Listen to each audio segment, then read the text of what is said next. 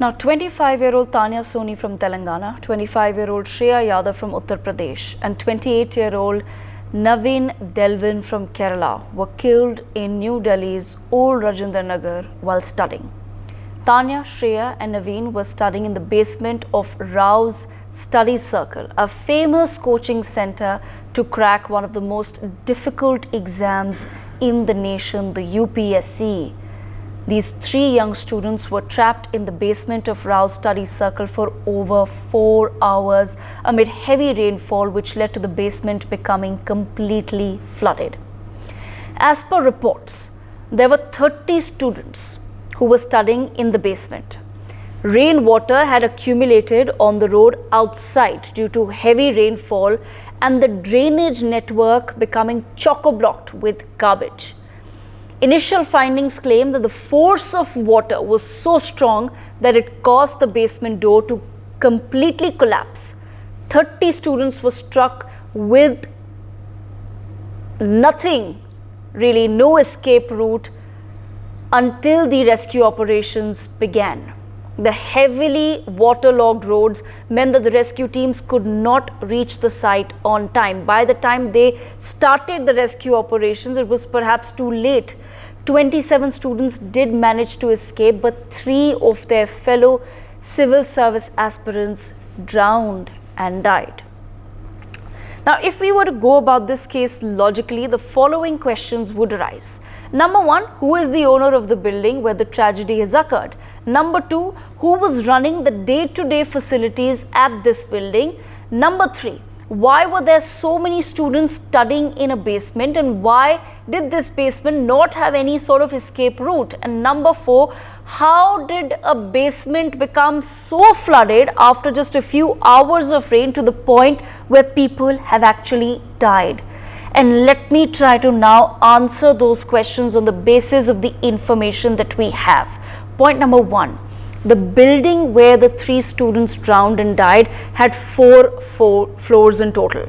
Okay, it had a parking, a basement, and as per the cops, the owners of all the 4 floors are different. So there was, like I said, 4 floors, parking at the ground level and a basement, and all the floors were owned by Parvinder Singh, Sarvjit Singh, Harvinder Singh and Tejinder Singh.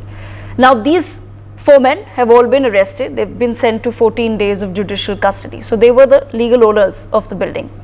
However, this building was rented by Rao Study Circle, which was using the basement as a library for its students, and the above 4 floors were being used to conduct classes. So after the tragedy, cops have now arrested Abhishek Gupta, who is the CEO and owner of Rao's IAS Study Circle, and Deshpal Singh, the coordinator of the coaching center. So these 6 arrests have been made on the basis of the information that I've just mentioned above.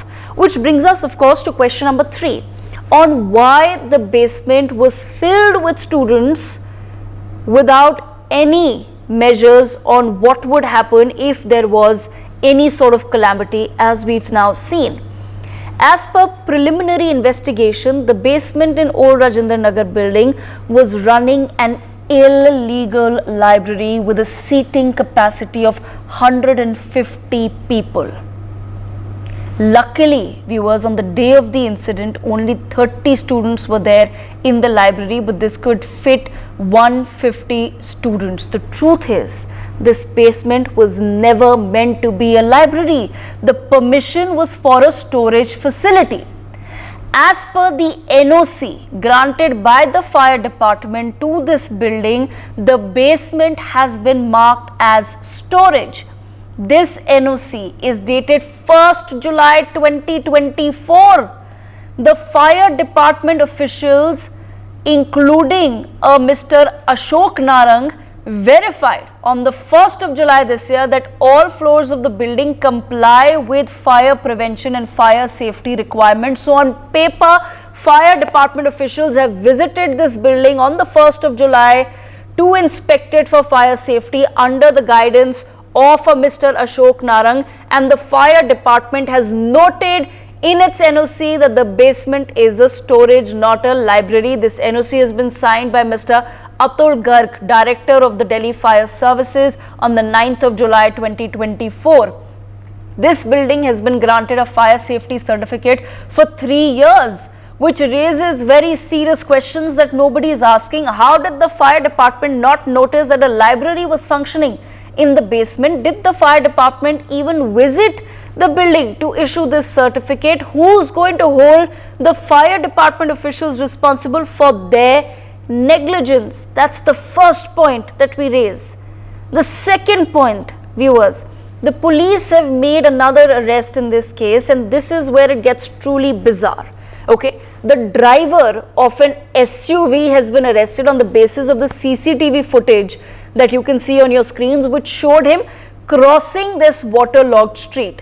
Apparently, the car was being driven with such speed and force that a large amount of water just hit the gates of the institute. The gate collapsed and the water then just gushed into the basement. So the cops have now arrested a person for driving on a waterlogged road. Imagine the complete lack of logic we now seem to be operating with, because we are once again in a situation where precious lives have been lost at the hands of greed and corruption. That is exactly what it is. Why is nobody wondering why the road was waterlogged to begin with? The coaching center, like many other buildings, was built on a street with a slope, which results in many waterlogging incidents, including one just last week. Residents of this area have said that they complained to authorities to get the drainage pipes cleared, but the MCD did nothing. Delhi's Chief Secretary's report today says that the coaching institute has completely blocked the drainage system, that the parking access to the institute is directly exposed to the road. So therefore, during heavy rain, the water enters the parking lot instead of going into a stormwater drain. MCD officials, ever since this incident has occurred, have called this a quote-unquote gross criminal negligence on the part of the institute owner. And yes, they're right. It is criminal negligence on the part of the owner, but do not try to fool the people. Negligence in such matters is a two-way street. Today, the MCD has put on another drama with bulldozers, but by bulldozing and sealing over 15 other illegal basements operating in old Rajendra Nagar, all the MCD is doing at this point is exposing itself. Owners of the building and the institute have been arrested. Some random guy driving an SUV has been arrested, but the MCD gets away each time. They've suspended one assistant engineer responsible for maintenance of the drains. One junior engineer has been fired, and the executive engineer has been served a show cause notice seeking some explanation. What explanation is the MCD hoping to receive at this point in time? The MCD has now sent bulldozers today to areas near Rao's Study Circle to remove other illegal structures covering storm drains. But are you seriously telling me that these structures, all of them, every single one of them, was built without anybody from the MCD being aware? We all know that the rot runs deep. We all know how difficult it is to get even a single paper approved for construction in Delhi if you try to do it the right way. Why is it that the government babus get away with suspensions and show cause notices? How many more deaths will it take for us to seek accountability from authorities like the MCD, which seem to be doing nothing to shed their image of laziness, red tapeism and corruption? That is exactly what is behind the tragedy that has occurred in old Rajendra Nagar.